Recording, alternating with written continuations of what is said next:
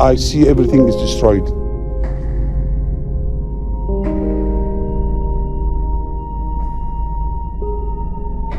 My city had attacked by ISIS in August 2014.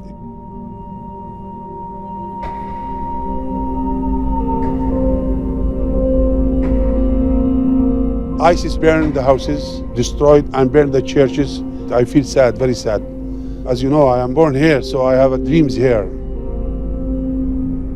قتلوا قاموا هم قتلوا العالم طادوا من العالم تبايع العالم وما العالم ما بايعتهم وقتلوا العالم الدواعش قتلوا كان شرطي وقتلوا 15.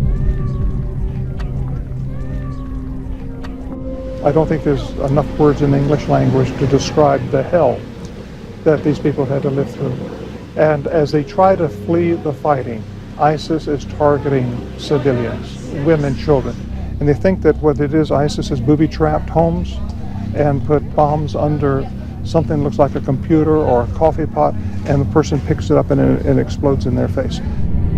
I see many injuries come from Mosul, and then they carry on to the hospital in Erbil, not here. There is not any hospital here.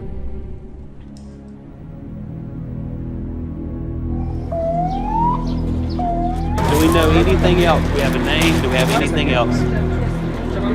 Let's swap these out for some warm fluids, please.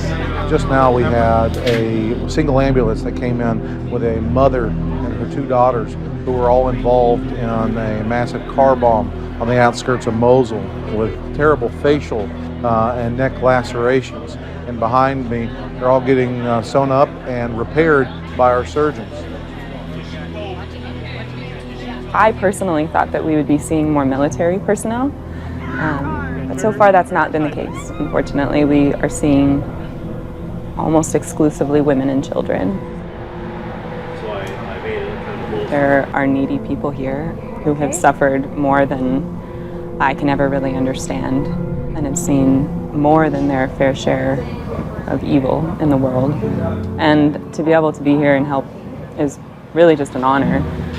This is a tragic situation. Samaritan's Purse is there. We need trauma doctors and nurses. That's what we need.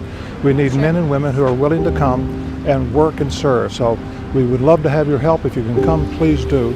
Just go to our website and see how you can be involved. God bless you. Thank you.